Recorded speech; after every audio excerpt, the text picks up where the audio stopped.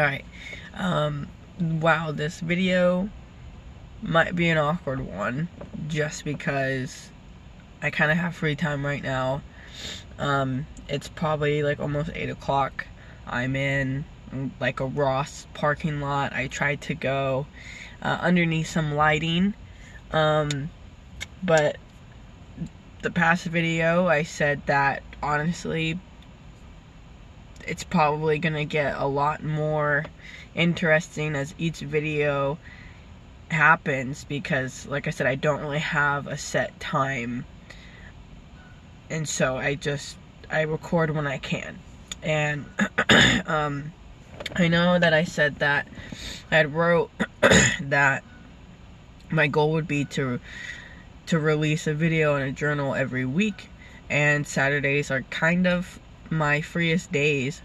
But I don't know if you can tell, I'm still sick. I've been sick for a week and like a couple of days. I got really sick last Thursday, and I was on bed rest for like 3 days. I didn't go to work, I didn't go to church. I had a really nasty sore throat, and now I'm going through all of the symptoms, and right now I'm super congested. I have a lot of mucus in my throat, and I'm blowing my nose, and I'm coughing. Don't have the sore throat anymore, and so that's why I figured that I could do the video tonight. But that's why I haven't posted a video or a journal, because I was just so sick. But while I was on bed rest for 3 days and I couldn't really do anything, I told God that the most productive thing that I could do was have an opportunity to spend even more time with Him than I already do. And I was kind of, I had like a lot of time to really think, like, okay, what am I going to write about, and what should I post about now? Just because there's so much that God was speaking to me, and I didn't know which one that I could choose, because for me, I never just want to choose something, because I have a lot that I can speak about and that I can write about, but it doesn't mean that it's meant to be shared for that time. It doesn't mean that it's meant to be shared for writing or for a video. And so I always want God to really make it clear to me, this is what I want you to speak about. And throughout the past week, I felt like God really directed me even more so towards what I want to speak about today or tonight. And what it is, it's found in Psalm 73, and there are 28 verses, and I decided just to read the whole thing, just because what I want to focus on is really verse 25 through 28, the last couple of verses. But I mean, it's not that long, and so I just figured that I would read it. And so this is coming from not David, but from Asaph, and it says, "Truly God is good to Israel, to those whose hearts are pure. But as for me, I almost lost my footing. My feet were slipping, and I was almost gone. For I envied the proud when I saw them prosper despite their wickedness. They seem to live such painless lives. Their bodies are so healthy and strong. They don't have troubles like other people. They're not plagued with problems like everyone else. They wear pride like a jeweled necklace and clothe themselves with cruelty. These fat cats have everything their hearts could ever wish for. They scoff and speak only evil. In their pride they seek to crush others. They boast against the very heavens, and their words strut throughout the earth. And so people are dismayed and confused, drinking in all of their words. What does God know, they ask? Does the Most High even know what's happening? Look at these wicked people enjoying a life of ease while their riches multiply? Did I keep my heart pure for nothing? Did I keep myself innocent for no reason? I get nothing but trouble all day long. Every morning brings me pain. If I had really spoken like this to others, I would have been a traitor to your people. So I tried to understand why the wicked prosper, but what a difficult task it is. Then I went into your sanctuary, O God, and I finally understood the destiny of the wicked. Truly you put them on a slippery path and send them sliding over the cliffs to destruction. In an instant they are destroyed, completely swept away by terrors. When you arise, O Lord, you will laugh at their silly ideas as a person laughs at dreams in the morning.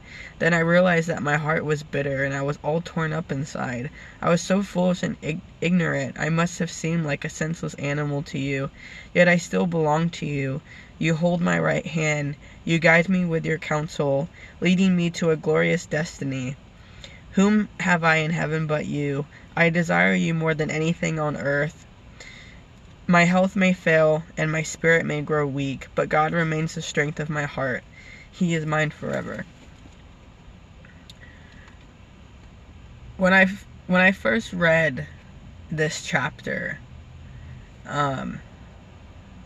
the only part that I read was actually the last couple of verses that I want to really focus on. And when he says, I desire you more than anything on earth. When I read that, like, truthfully, for me, and there are a lot of books in the Bible, there are a lot of chapters and verses and so many people in the Bible, but when I read that, not even joking, for me personally, that is the sweetest thing that I have ever heard in my entire life. It is the sweetest thing that I ever read in the Bible. It is something that it's been on my heart for the past week to really have this as my very own desire. And I don't know, for me, I've definitely been in a place where I've questioned kind of my place in life the same way that you see Asaph, and where he says, did I keep my heart pure for nothing? Did I keep myself innocent for no reason? I get nothing but trouble all day long. Every morning brings me pain. And he's talking about these people who are laughing at God, who are mocking God, and I mean, he says their bodies are so healthy and strong, they don't have troubles like other people, they're not plagued with problems like everyone else, their hearts could get anything that they ever wish for. And I especially think in this culture, in this day and age, in this generation, in this world that we live in, a lot of things are thrown at us, especially for people that are my age. I'm 22, and so it's so easy for people that are my age and for my family members and for just random people that I'll have conversations with that are much older than me. They'll ask me what I'm doing in my life at this very moment, and with that they start to define me because I may not be as successful as they were, and I may not be as successful as other people that may be in their life, or all of these different people, and they start to kind of want to grab me and place me on a different path because they see success as defined as what degree I have in college, and how much money am I going to be making in a year, and am I still living with my parents? What am I doing with my life exactly? And especially when you are a good person and you are following God and you're doing everything that God is asking you to do, and the whole thing that I don't want is like, okay, why do you believe in God? Why are you following God? I don't want the answer to be, well, I don't want to go to hell, I want to go to heaven. No, I don't want that to be your only reason. I don't want that. And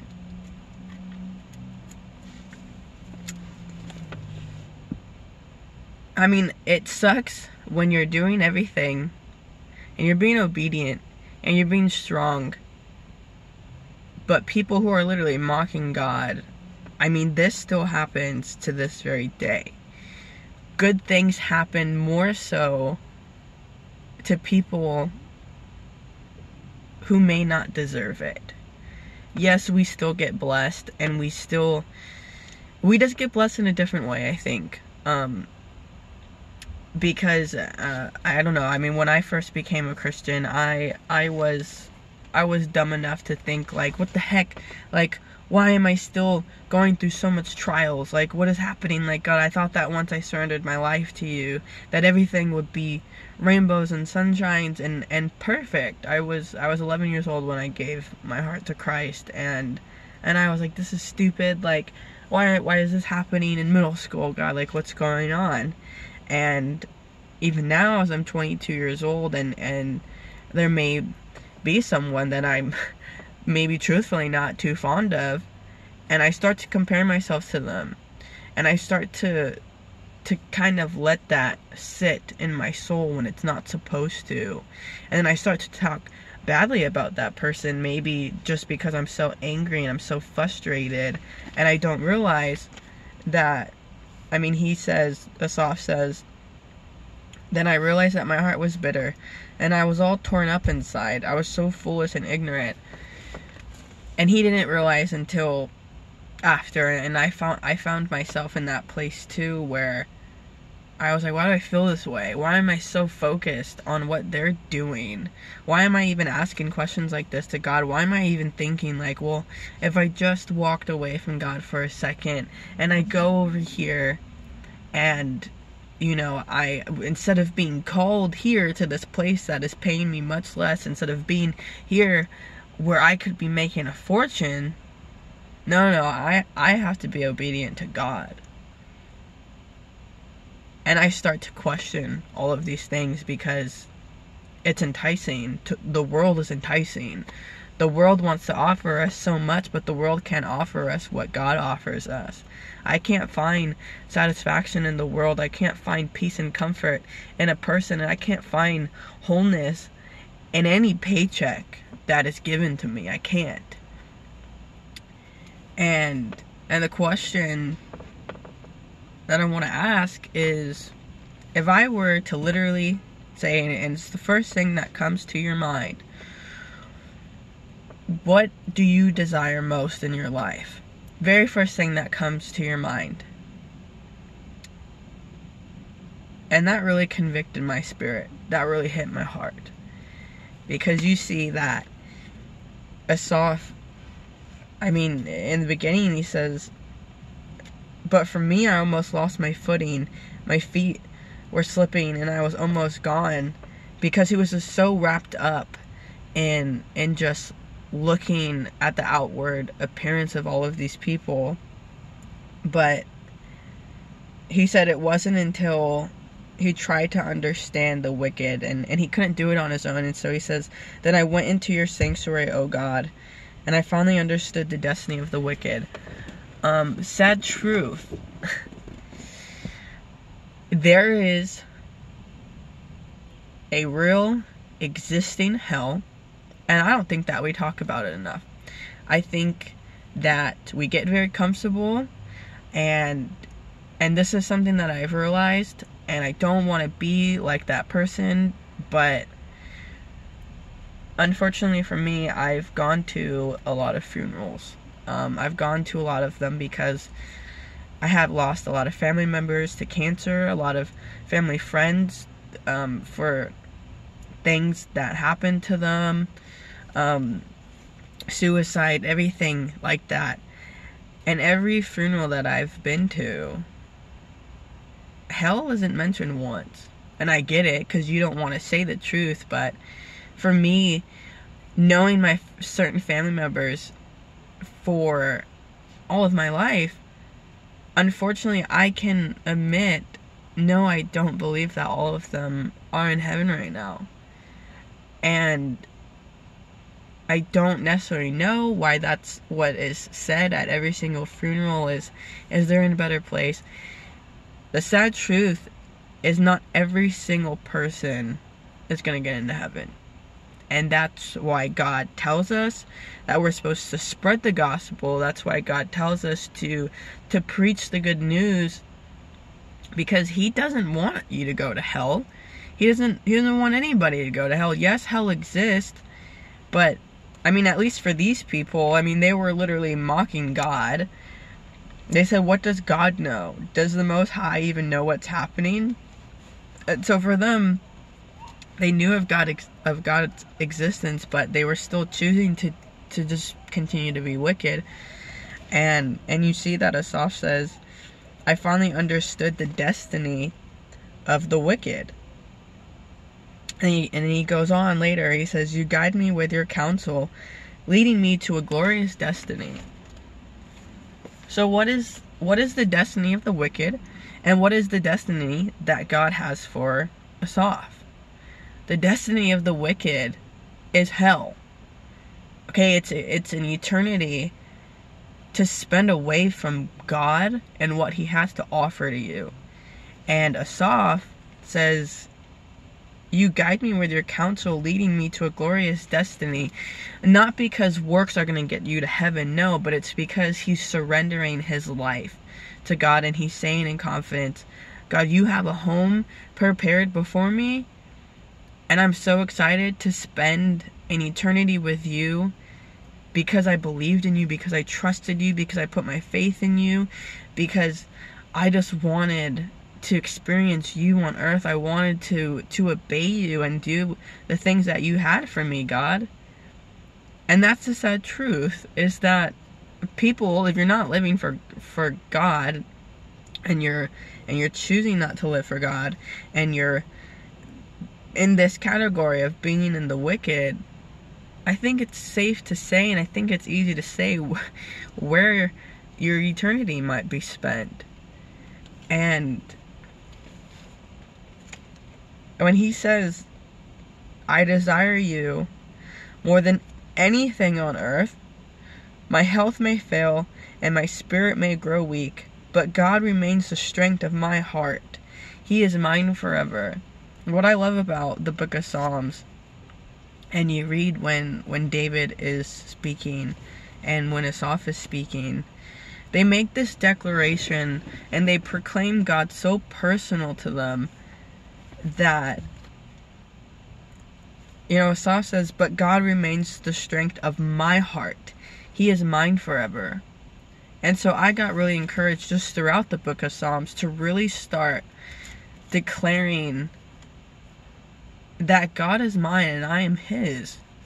And so I said, God, you're mine forever and I'm yours forever too. God, you're the strength of my heart. God, you have a glorious destiny planned for me too. I get to go in your sanctuary and ask you difficult questions the same way that Asaph does. And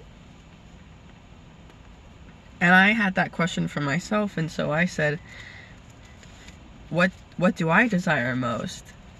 And there's nothing wrong with having desires, because God will plant desires in our hearts. He will grant desires in our hearts if it's good and it's pleasing to him and we're taking delight in him.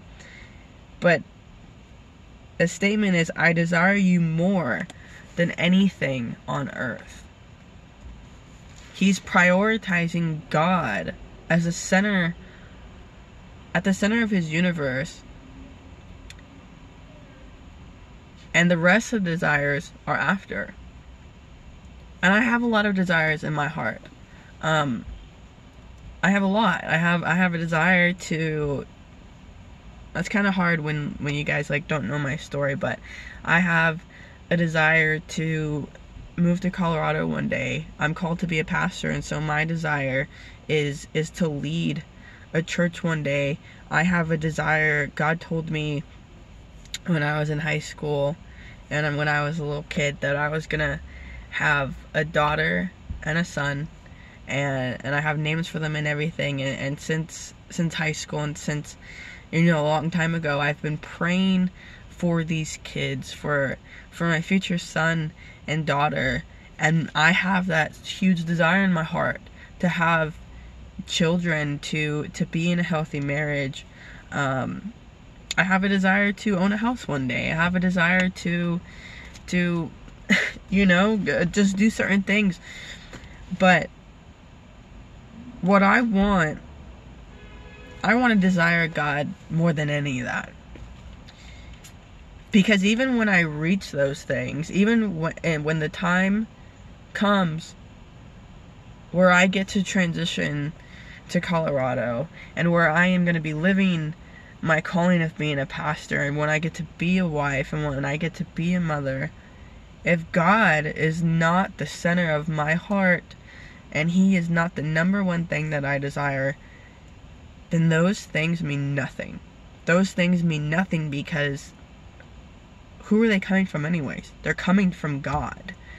I wouldn't be able to have these things given to my heart if I didn't desire God more. The more that I desire God, He's going to start placing things in my heart, because He is at the center of my heart. And so He's going to start making my thoughts like His. He's going to start making my heart like His. He's going to give me His Spirit, not my own. And I'm going to be able to say, God, thank you that you gave me all of these things. And maybe it's a distraction to want to desire God. Maybe it's a distraction to not desire God at all for whatever reason. Like I said, I think we live in a very distracting world. And like I said, it's not wrong to desire things, but maybe something that some of you might be desiring is, God, I'm just desiring to be in a relationship. I'm so lonely. God, I'm desiring to just be in my career already. God, I'm desiring to just to move out of my parents' home. I'm desiring just to have all of these friends. God, I'm desiring all of these things. And He wants you to desire Him, because He loves to be in a relationship with us. He loves to be in community with us. And believe it or not, He desires us. Truthfully, He desires so much good in your life. Because I said, desiring things are not bad. He wants you to be successful. He wants you to have a healthy, foundational marriage that is strong. He wants you to have healthy and strong children. He wants your businesses to flourish. He wants your life to flourish. Your home life, your family, your friends. He wants you to be in a good church. He wants you to have good things. But when you start taking all of these things, and it's just like, God, I just don't desire you anymore. When you don't desire God, you don't desire godly things. When you don't desire God, you start to see the things that He put on your heart. And it's like, well, God, you know, you put this desire on my heart to have a future spouse, a future wife, a future husband. And you stop looking at the inward appearance of your future spouse, and you start looking at the outward appearance. And I 3 years ago, I created this list, which I encourage you guys, if you are called to a marriage, pray for your future wife, pray for your future husband, write letters to them, write out things that you just want to come to life. And 3 years ago, I wrote this list for my future husband, and it was kind of focused on a lot of outward appearance things. I was like, oh, I really want him to have nice hair. I want him to have this color eyes. You know, I want him to have broad shoulders, whatever, right? And yes, there were good things in there. I said, God, I want him to love you first. You know, I want him, he needs to be a pastor. And I created, it's in my Bible. I created this short list. And the very top thing, and the number one thing that I desire because God put that in my heart, the number one thing that I desire for my future husband, and when I get to sit down and we get to talk about, you know, whenever I meet him and all that good stuff, right? Like, whenever we sit down and we're going to have a conversation, he and I are going to have this conversation of, okay, do our lives align? Are we supposed to get engaged? Are we supposed to get married? Does our futures align? You know, what doesn't click? Is there any red flags? The number one thing on my list that I will ask him, what is the number one thing that you desire? Especially on this earth. What is the number one thing? And I'm not gonna, you know, be like, oh, he didn't say God, like, he said something else, I gotta go. No, I want to challenge him, and I want him to challenge me to go back to this verse and say, but I think that we should desire God more than anything else on this earth. I think that in our relationship, okay, I'm speaking about a non-existent relationship right now, but I'm talking about a future potential man that I'm going to meet, and I'm going to marry him one day, and he's going to be leading beside me and helping me pastor a church, and he's going to be leading beside me and helping me lead our children. I want us to desire God more than anything in our relationship. I want us to desire God on how we are going to lead our children. I want us to desire God on how we lead our church. I just simply want to desire God in, sorry, there's like a creepy person like walking behind my car. I just simply want to God. I want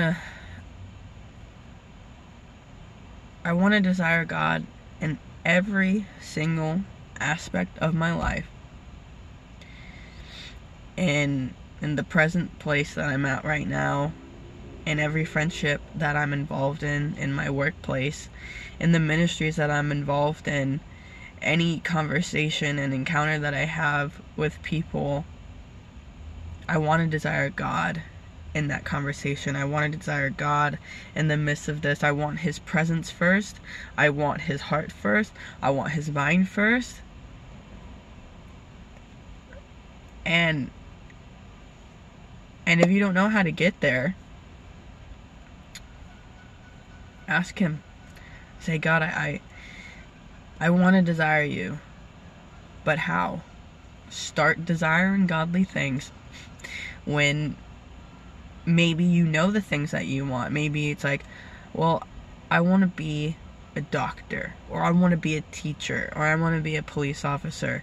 Take those things and start seeing what God can do with those. I'm called to be this. See what God can do with that. Yes, I am called to be a future wife one day. Yes, I am called to be a future husband one day. Fix your eyes on Jesus and desire his heart first, and what it's like to be a man of God, and what it's like to be a woman of God. And God will give you your heart's desires, and he will grant them to you, because the Bible says, take delight in the Lord, and he will grant you your heart desires. But how do we get those heart's desires? We get them from him, because our eyes are focused on him, and we're in his presence, and we're in his sanctuary, and we're reading our Bibles, and we're praying, not for works, not for good anything, but literally because we are desiring him more than anything else on this earth. I did not expect this to be that long, but I'm very passionate about this message, and like my heart just feels it. I hope that this truly touched someone, because like I said, I'm going after that one. I'm leaving the 99 to go after that one, and I truly hope that this helped you. And I'm gonna be writing a journal about this. I'm going to be posting it, where I post my journals are posted on this channel, and I think I'm probably just going to be focused on the very last couple of verses, and it's not going to be as long as this video, and so that's probably why this video was long, because I read the whole thing and I talked obviously a lot more, but I'm striving to make the journal kind of short and simple. But check it out. Go ahead and read the journal whenever I post it. But thank you for watching this video.